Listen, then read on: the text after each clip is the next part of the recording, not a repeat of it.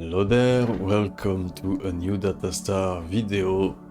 The website for the Advent of Code is now live. So let's take a look at the first visualizer on this website. It's for the Quest 2 of Everybody Codes.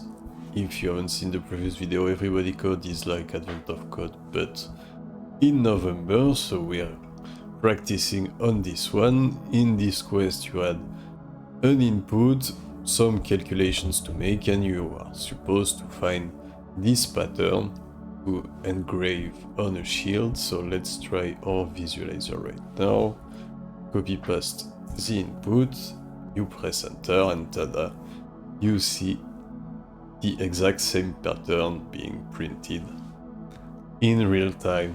Okay, let's start with the application. And the classic, we are going to use still Sonic and the Datastar SDK. And in the application file, you are going to see a lot of comments because I tried different methods, and I'm going to tell you why I didn't use a PubSub or a database for this demo. From solver import EVC2, so that's where the actual puzzle solving function will live. We declare our application. Some more commented code, will be back on that later. The classic helper function on response to ensure a user ID on everyone. And then some match space. So first here, something I find quite funny. So if I go to /avc for everybody code /25 for 2025 day 2, I return input.html, which is going to be just put your input here. So this page that you see here, put your input and data on submit. So the new Datastar RC6 syntax post solve, and I did put open when hidden true. Quite important to put it, because this calculation can take quite some time. For the P3 you can do it with 1000 grids, so it can take up to I don't know, 30 seconds to render, and if the user tabs out, the connection will be closed automatically by Datastar.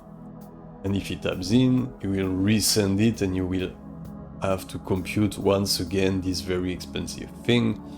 So the better way to get out of this is to use CQRS. We talk a lot about CQRS in this channel, but a good old open when hidden true to ensure that the connection doesn't close is also very good. We use here the input data bind to get back this value, but back to what I was speaking about. If someone wants to access a route that doesn't exist, you just return HTML 404 not found. It's quite funny, there is an essay on that on the Datastar website, page essays, but it's always very good to read it. Feels good at least.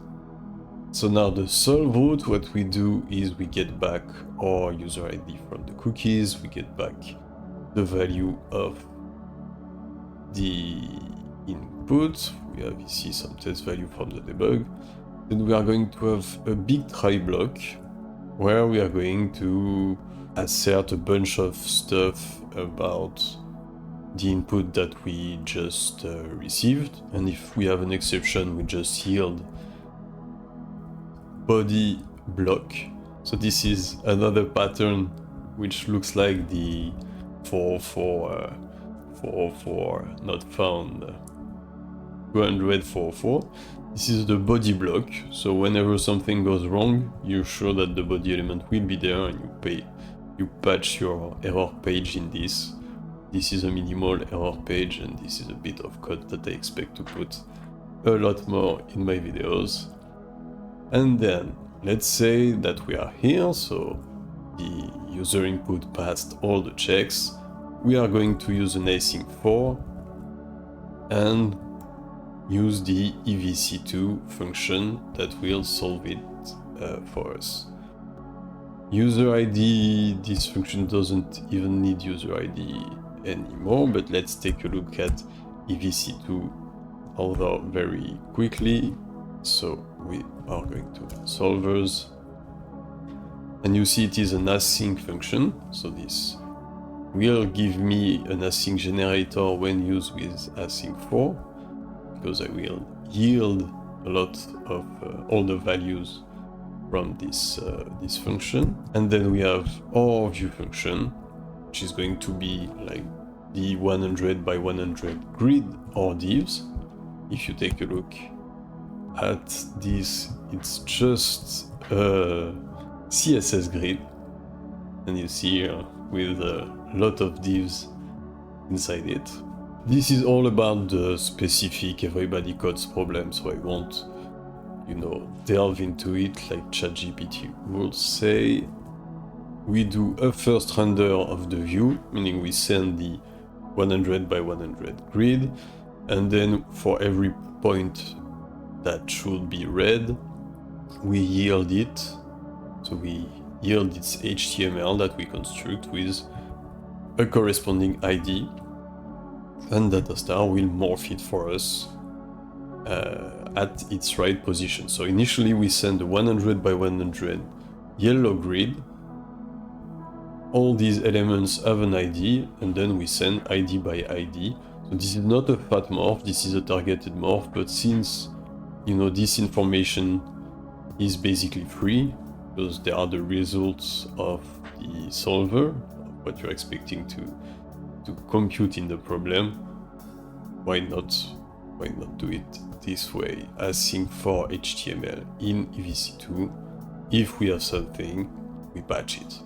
And then a little slip to be nice to my server, but you can still do nice drawings. Let's see some other one. I think this was my input, my personal input. So a nice spiral that you can see here. You can have fun even if you didn't do the problem to test other values. It's a fun little visualizer, and the goal of this was to figure out how to do it, to prepare for the advent of code, but also because I will need some help.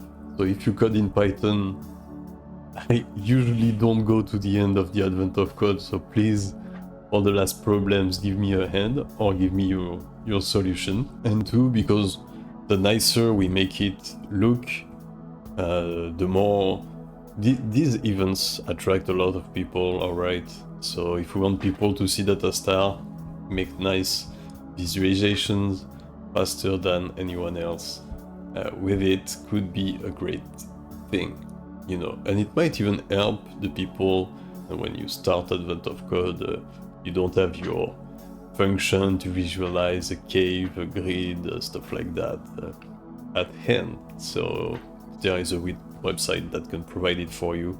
It's good for beginners as well. So as usual, code and link in the description. I hope to be able to do day 10, the Dragon Chess, and make it an interactive version before the start of Advent of Code. If you like Advent of Code, we will have a specific channel in the Discord, so join the Discord if you didn't already. I hope that you are as hyped as me. Short video, because creating this kind of stuff with Datastar is basically free. It's not even multiplayer, so what's the hard part?